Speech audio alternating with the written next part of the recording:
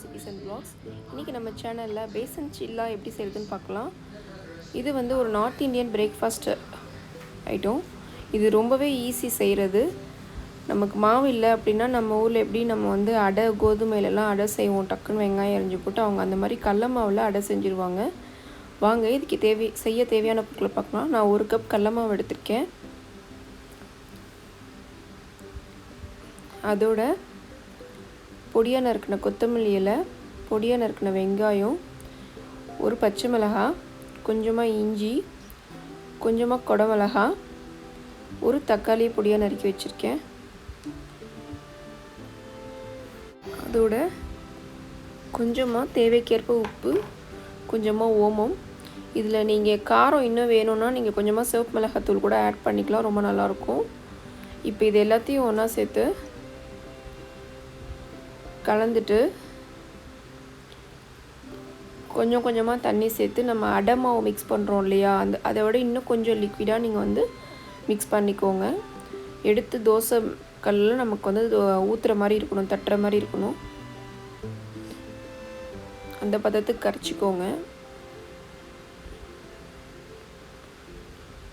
உங்களுக்கு ஓமம் ஃப்ளேவர் பிடிக்காதவங்க நீங்கள் ஜீரகம் கூட பெருங்காயம் கூட வச்சுக்கலாம். நான் ஓமம் வச்சனால நான் அது ரெண்டுமே வைக்கலை. ஓமம் இதுக்கு ரொம்பவே நல்லாயிருக்கும் டேஸ்ட்டு. இந்த பதத்துக்கு நல்லா இதை கலந்துக்கோங்க.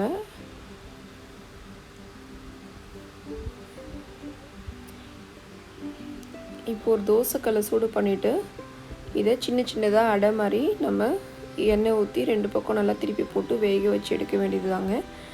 இது கடல மாவு வேணாம் அப்படின்னு யோசிக்கிறவங்க நீங்கள் இதே மெத்தடை நீங்கள் வந்து கோதுமை மாவுலேயும் செஞ்சு பாருங்கள், ரொம்ப நல்லாயிருக்கும். இது வந்து நீங்கள் நார்த் இந்தியாவில் வந்துட்டு நாஷ்டான்னு சொல்லுவாங்க. பிரேக்ஃபாஸ்ட்டாக இதை நிறையா சாப்பிடுவாங்க. இல்லை ஈவினிங் டிஃபன் நீங்கள் பசங்க பசிக்குதுன்னா கூட இதை செஞ்சு தரதுக்கு ரொம்ப ஈஸியாக இருக்கும்.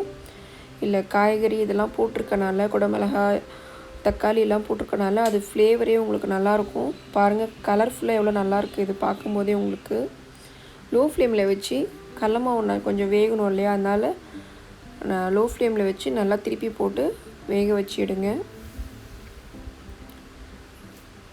வெங்காயம் கலந்ததுக்கப்புறமா ரொம்ப நேரம் இதை கரைச்சி வச்சு வைக்க வேணாம். கரைச்சிட்டு உடனே ஊற்றிடலாம். நம்ம இது 1/2 அன் ஹவர் வெயிட் பண்ணி ஊற்றணும்லாம் அவசியம் கிடையாது. ரொட்டி இந்த மாதிரி அடை செய்கிறதுக்கு கலந்த உடனே செஞ்சிடலாம். ஒரு 2 பீஸ் சாப்பிட்டாலே நமக்கு வயிறு வந்து நல்லாவே ஃபில் ஆகிடும்.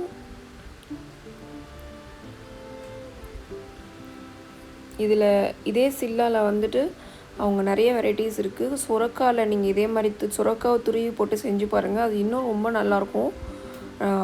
அடுத்தது முட்டைக்கோஸ் கூட போட்டு நம்ம இதே மாதிரி சில்லா செய்யலாம்.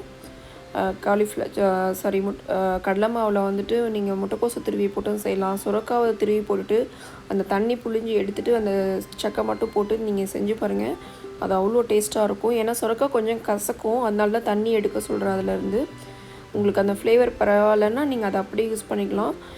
இந்த சில்லா விட அந்த சில்லா ரொம்பவே டேஸ்டி நல்லாயிருக்கும். எனக்கு அதுதான் ரொம்ப பிடிக்கும். இதை விட என்கிட்ட இன்றைக்கி சுரக்காய் இல்லை, அதனால நான் இதில் மார்னிங் பிரேக்ஃபாஸ்ட் செஞ்சேன், மாவு முடிஞ்சிருச்சுன்னு. அவ்வளோதான். இப்போ நம்ம 1 கப்பு நான் கடல மாவு கரைச்சேன் இல்லையா, இந்த மாதிரி எனக்கு 3 பீஸ் வரும். இந்த சின்ன சைஸை நம்ம அடை மாதிரி நம்ம தட்டினோன்னா 3 சைஸ் வருங்க. அவ்வளோதான். இதில் வந்து நீங்கள் காரத்துக்கு வேணும்னா சிவப்பு மிளகாத்தூள் சேர்த்துக்கோங்க. எனக்கு இந்த பச்சை மிளகாய் காரமே போதும், அதனால நான் ஆட் பண்ணலை.